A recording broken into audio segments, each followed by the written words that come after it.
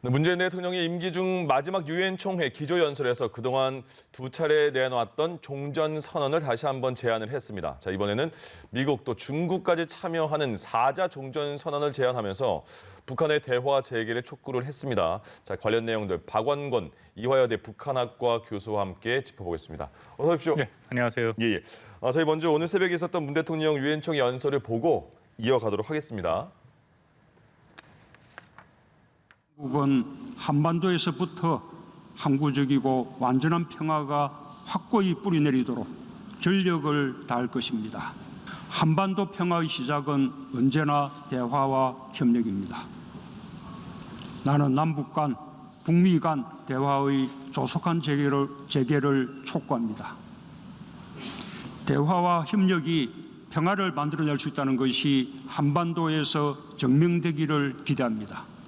종전선언이야말로 한반도에서 화해와 협력의 새로운 질서를 만드는 중요한 출발점이 될 것입니다.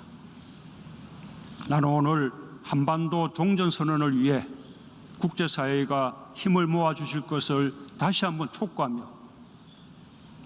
남북미 3자 또는 남북미 중 4자가 모여 한반도에서의 전쟁이 종료되었음을 함께 선언하길 제안합니다. 한국전쟁 당사국들이 모여 종전선언을 이뤄낼 때 비핵화의 불가역적인 진정과 함께 완전한 평화가 시작될 수 있다고 믿습니다. 북한 역시 지구 공동체 시대에 맞는 변화를 준비해야만 합니다.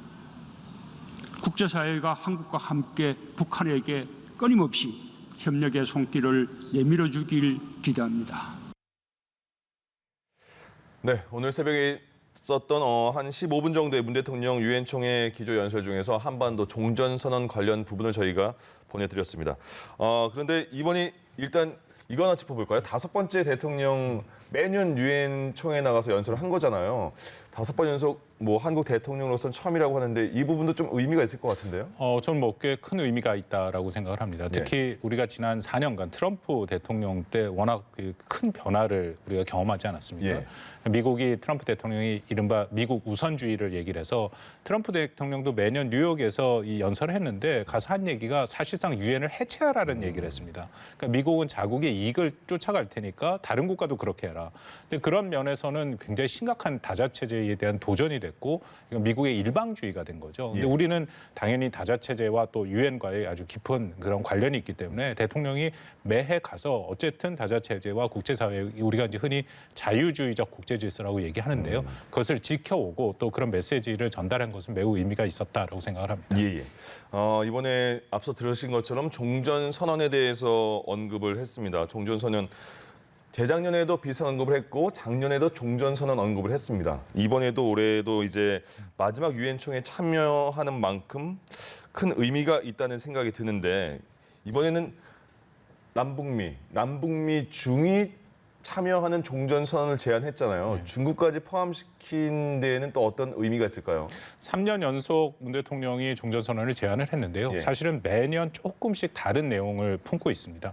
물론 종전선언의 의미는 한반도 평화 프로세스를 이제 시작하거나 아니면 그 과정에서 핵심이기 때문에 문재인 정부에서 가장 중요시하는 정책인 것은 분명하죠. 올해의 의미는 한 3가지 정도로 볼 수 있는데요. 앞서서도 문 대통령 연설에도 밝혔습니다만 교착 상태에 북미 대화에도 빠져 있고 남북 대화도 마찬가지고 그 한반도 평화 프로세스가 멈춰 있지 않습니까? 2019년 2월 하노이 북미 정상회담이 깨진 후에 그렇게 됐기 때문에 어떻게든지 돌파구가 필요하다라는 것은 분명하고요.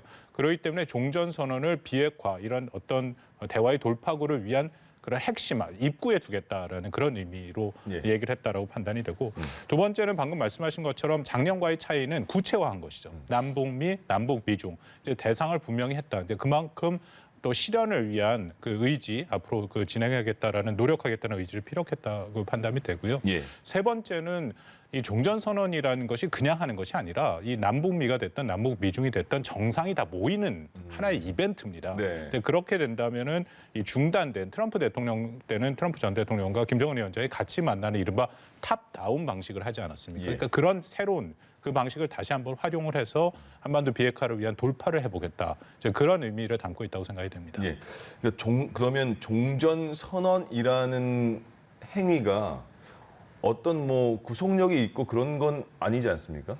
어떤 의미인 거죠, 그럼? 그 종전 선언이라는 것은 뭐 우리 정부가 여러 차례 얘기를 했습니다만 예. 그거 자체가 어떤 구속력이 있는 것은 아니고요. 네. 특히 지금 추진하고 있는 것은 막혀 있는 대화를 뚫기 위해서 이게 하나의 이벤트죠. 이벤트로 같이 모여서 한다라고 하는데 이 부분이 그 현실성과 실현 가능성은 지금 많이 의심이 되는 것은 사실입니다. 이게 상황이 뭐 작년이랑 또 다르게 뭐 많이 바뀌었는데요. 예. 가장 큰 이유 중에 하나는 북한이 종전선언에 그렇게 큰 관심이 없습니다. 그러니까 2018년 9월 이전까지만 하더라도 아시다시피 판문점 선언에도 뭐 종전선언이 들어갔고 북한이 관심을 보였는데 그 이후부터는 이 종전선언에는 관심을 안 보이고 종이 조각이다 뭐 그런 표현을 쓰고 있거든요. 예. 그 또 하나는 이 물리적으로도 이게 굉장히 어렵죠. 왜냐하면 남북미가 됐든 남북 미중이 됐든 정상이 모여야 되는데 지금 코로나 상황 아닙니까? 예. 그러니까 우리 정부의 임기가 뭐 내년 5월까지라 하더라도 특히 북한의 입장에서는 김정은 위원장이 외부에 나갈 가능성은 크진 않거든요. 이제 그런 면에서도 또 쉽지 않다라는 생각이 들고요. 예. 또 하나는 과연 미국 정부와 어느 정도 소통이 됐는지 모르겠는데 바이든 행정부가 생각하는 대북 정책이랑은 좀 차이가 있습니다. 특히 이것도 이렇게 되면 바이든 대통령과 김정은 위원장이 만나야 되는 거 아닙니까? 네. 근데 바이든 대통령이 여러 차례 얘기한 것처럼 자신은 트럼프 대통령 같은 탑다운 방식을 하지 않겠다. 그러니까 북한이 확실히 비핵화 의지를 내보이고 실무회담을 통해서 비핵화 로드맵이 구성이 되면 예. 그 다음에 만날 거를 한번 고려해 보겠다 그런 입장이거든요. 근데 이런 상황에서 양쪽이 만날 수 있을까도 되고요. 또 하나는 이 미중 갈등도 이게 네. 부정적인 영향을 줄 수밖에 없는 게 바이든 대통령과 시진핑 주석 이번 유엔 연설에서도 서로 사실상은 부딪혔는데 예. 아직도 한 번도 대면 회담을 하지 아, 않았지 않습니까? 그렇군요. 근데 남북 미중이 다 모인다라는 거는 그렇게 쉬운 상황은 아니고요. 마지막으로는 최근에 북한의 행보를 보면 아쉬운 점이 크죠. 특히 문 대통령은 실명으로 비난을 했고 네. 그리고 계속 미사일을 쏘고 있고 이런 상황에서 뭐 문 대통령 이번 연설이 좀 아쉬운 게 거기에 대해 한반도 상황을 좀 안정적으로 관리할 필요가 있다라는 어떻게 보면 북한에 대해서 약간의 경고 메시지가 필요했는데 그런 건 없었습니다. 그런 이런 상황에서 과연 가능할 것인가라는 의심도 되고요. 또 하나는 김여정이 최근에 담화를 통해서 예. 사실 주한미군 철수를 주장을 했거든요. 네. 말씀드린 것처럼 종전선언은 그냥 선언적 의미이기 때문에 구속력은 없지만 일부에서는 종전선언이 되면 결국은 주한미군의 철수와도 또 연계되지 않겠느냐라는 의구심이 있는데 그걸 바로 북한이 얘기를 한 상황이기 때문에 예. 그 가능성이 이전보다는 커졌죠. 그러니까 여러 가지 상황이 그렇게 녹록해 보이지는 않습니다. 그렇군요. 그럼 남북미 중까지 해서 같이 종전선언 하자 이렇게 제안을 한 거에 대해서 중국이 들어갔고 9월 15일에 얼마 전에 문 대통령 왕이 외교부장이 한국에 와서 문 대통령도 같이 만나지 않았습니까? 거기서도 그럼 이 뉴욕 그 총회 연설 전이니까 이런 종전선언에 대한 중국의 의향도 한번 물어봤을까, 확인했을 거라는 가능성이 있을까요? 글쎄, 뭐 저는 정확한 정보가 없어서 네. 그리고 또 그게 어떤 보도를 통해서 나오지는 않아서 판단이 예. 좀 어렵긴 한데요. 그 얘기가 우리 정부가 그렇게 쉽게 할 얘기는 아닙니다. 이게 조심스러운 면이 많이 있어요. 왜냐하면 그렇게 되면 이게 미국은 어쨌든 핵심 행위자로 들어가야 되는데 중국을 초청하는 형태가 되지 않습니까? 그럼 미중 간의 갈등이 있고 사실 우리 정부도 중국이 들어오는 거에 대해서 이게 종전선언이라는 것이 단순히 선언은 아니고 준비하는 모든 과정에 보면 어떻게 보면 한반도 문제에 이제 중국이 적극적으로 참여하게 되는 계기가 될 수 있거든요. 예. 그런 것에 대해서 우리 정부가 확실한 그 방향 전환을 했는지 또 미국과는 얼마만큼 논의가 됐는지 미국이 싫어하는 거죠. 미국이 싫어할 수도 있죠. 미중 간의 갈등이기 때문에 그런 면에 대해서는 과연 왕이 외교부장이 왔을 때 그 얘기를 했을지는 저는 정확히는 모르겠지만 예. 고려 사항은 많았을 것이라고 생각을 합니다. 그러면 지금 북한과 중국과의 관계는 궁금한 게 계속 9월 11일, 12일에는 순항미사일을 발사했고요. 15일에는 탄도미사일을 발사했잖아요. 근데 15일은 왕이 외교부장이 우리나라 방문한 그 시간에 발사를 한 거 아니겠습니까? 근데 거기에 대해서, 그러니까 순항미사일에 대해서는 왕이 외교부장이 그렇게 지적한 느낌은 아니었거든요. 그거에 대해서 중국은 어떤 지금 생각을 하고 있을까요? 그날 왕이 외교부장이 와서 정의용 장관이랑 오찬을 하는데 북한이 아마 그 시점에 쐈을 겁니다. 예, 12시 반 정도 시간이 됐었거든요. 이게 탄도미사일인가요? 탄도미사일이죠. 그 순항미사일은 그 전에 쐈기 때문에 거기에 대해서 왕이 부장이 오전 그 공식 일정 때 질문을 하니까 네. 뭐 그것에 대해서 사실상 북한의 입장을 좀 옹호하는 얘기를 했었습니다. 예. 전반적으로 한국에 와서 그 전달했던 메시지가 사실상 많은 부분 북한의 입장을 대변을 했죠. 근데 그런 상황에서 탄도 미사일을 쏜 거는 네. 중국의 입장에서도 굉장히 불편한 것은 맞습니다. 왜냐하면 순항 미사일이랑 다르게 탄도 미사일은 유엔 안보리 결의안 위반이고요. 예. 그 안보리 결의안에는 중국도 찬성을 한 것이거든요. 그러니까 한반도 긴장을 조성하지 말라라는 메시지를 계속 보내고 있는데 와서 미사일을 쏜 거니까 네. 뭐 그렇다고 중국이 공개적으로 문제 제기를 하지는 않았습니다. 외교부의 입장에 봐서는 뭐 거기에 대한 비판의 목소리는 없었고 예. 하지만 뭐 전체적으로 북중 간의 관계를 볼 때 뭐 중국이 그렇게 썩히 유쾌하다고 생각할 만한 그런 사건은 아니었겠죠. 예.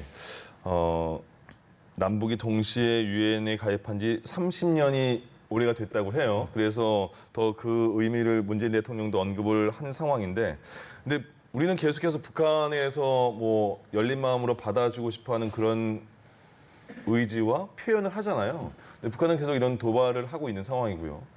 그래서 한쪽 부분에서는 이런 상황인데 굳이 북한에 지금 계속 지원하고 도와주려 하는 게 맞는 거냐 이런 얘기도 있는 것 같습니다. 어떻게 보십니까? 뭐 그 부분은 국내외로 논란이 계속되고 있는데 저는 두 가지 측면에서 한국에 꼭 우리 현 문재인 정부뿐만 아니라 역대 정부도 마찬가지입니다만 대북 정책의 일관성이 필요하다라고 생각을 합니다. 그 중에 하나가 방금 말씀 인도주의적인 지원이죠. 그러니까 인도주의적인 지원은 말 그대로 다른 모든 정치적인 고려, 다른 고려를 제외하고 딱 인도주의적인 측면에서만 하는 게 맞습니다. 예.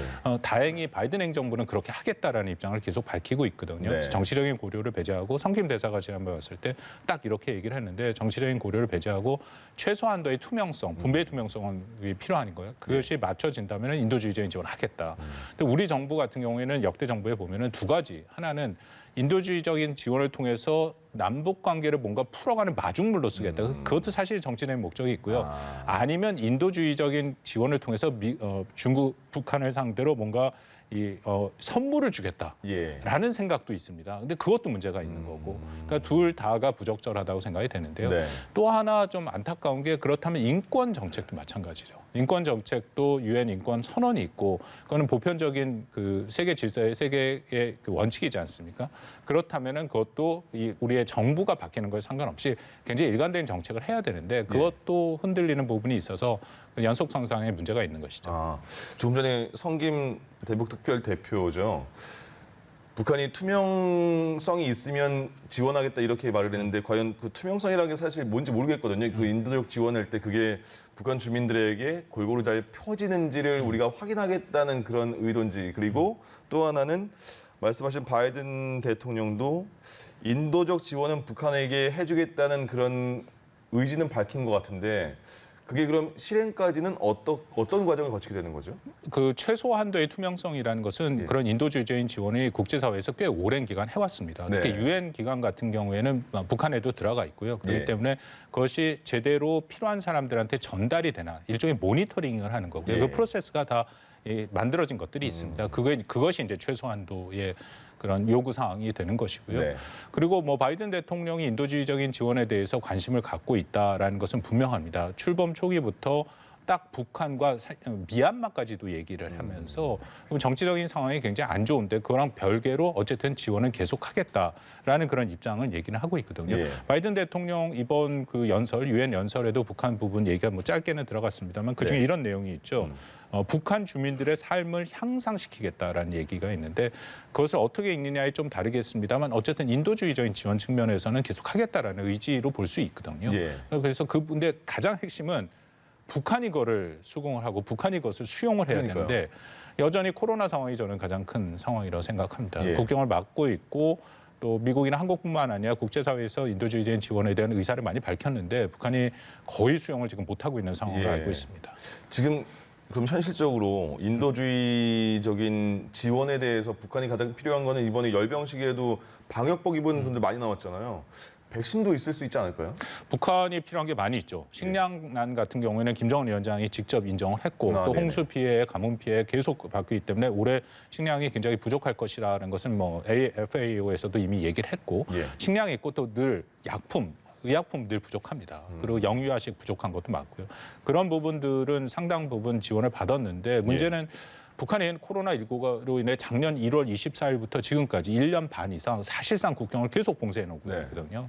그렇기 때문에 특히 최근에 이 코로나 바이러스 변이가 나타나기 시작하니까 이거 조금 문을 열려는 그 기세를 좀 보였습니다. 근데 그것도 다 막혀 있는 상황이라서 과연 북한이 언제 문을 열까? 그게 관건인데 좀 당분간은 쉽지 않을 거다라는 생각이 듭니다. 지금 보면 그 IAEA 사무총장도 이번에 그랬고 38로스도 말한 게 영변 핵시설 안에 새로운 건물을 짓는 느낌이 포착이 됐다. 그 징후가 있다. 그러면 과연 다시 핵시설을 운영하고 있는 것인가까지 생각해도 되는 겁니까? 영변 핵시설에 대해서 IAEA도 그렇고 최근 보도가 많이 나오는데요. 저는 그 두 가지 정도 북한이 의도가 있다라고 생각이 되는데 첫 번째는 역시 미국을 압박하는 것이죠.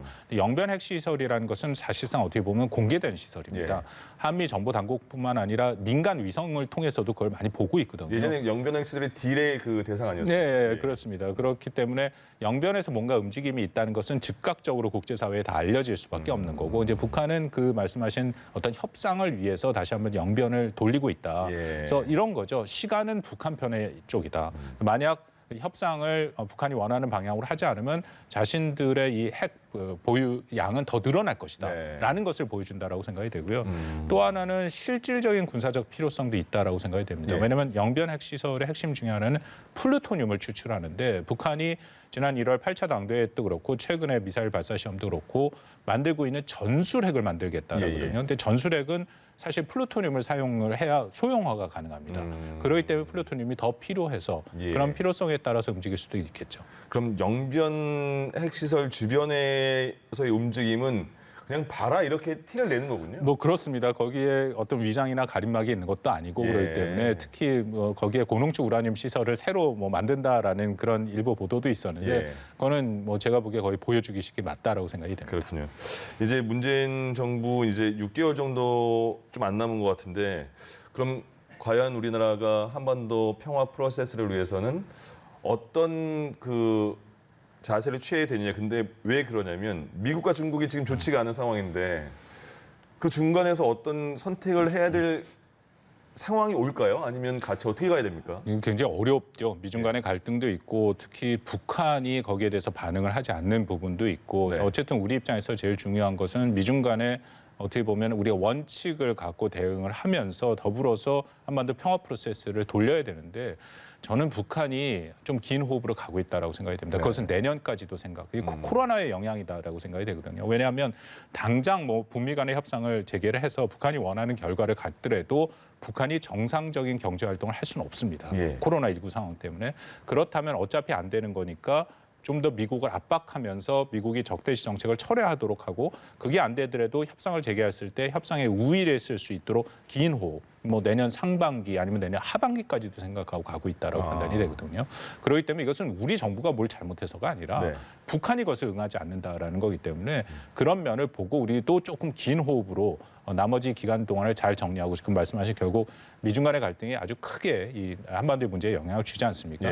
그런 부분부터 하나씩 좀 더 우리가 판단해 나가고 풀어나가는 그런 노력이 필요하다고 생각합니다. 또 하나의 남북 간의 만날 계기 중 하나가 내년 2월에 베이징 올림픽을 하니까 베이징에서 만날 수 있지 않을까라는 그 긍정적으로 예상하는 분도 계시지만 하나는 이게 있더라고요. 베이징 올림픽에 이번에 도쿄 올림픽에 북한이 불참을 해서 국제올림픽위원회가 북한 내년 말까지인가요? 올림픽 참가를 거의 못하게 했다고 해요. 그러면 베이징 올림픽에서 남북이 만날 가능성이 있는 건지 그건 어떻게 보세요?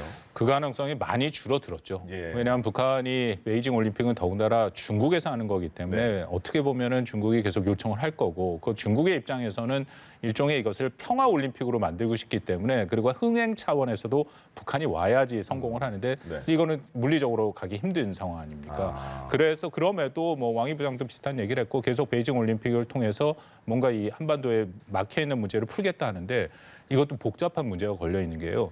제가 판단해 바이든 대통령이 갈 가능성 거의 없습니다. 이게 서구권들은 정치적인 보이콧을 할 가능성이 있거든요. 그냥 선수들만 보내고 정계나 그런 그 정부에 있는 사람들은 안 갈 가능성이 매우 높아요. 그런데 만약에 우리 대통령이 가게 된다면은 이게 남북 중에 그런 모습이 또 비춰질 수가 있는 것도 있거든요. 그럼 이건 우리가 계속 말씀 나눈 것처럼 미국과 중국의 복잡한 역동성에서 한국의 입장이 어떻게 될 것인가가 어떻게 비춰질 것인가에 대한 그런 고민도 필요하다라고 생각이 됩니다. 예, 알겠습니다. 오늘 말씀 여기까지 듣겠습니다. 이화여대 북한학과 박원권 교수님과 함께했습니다. 고맙습니다. 예.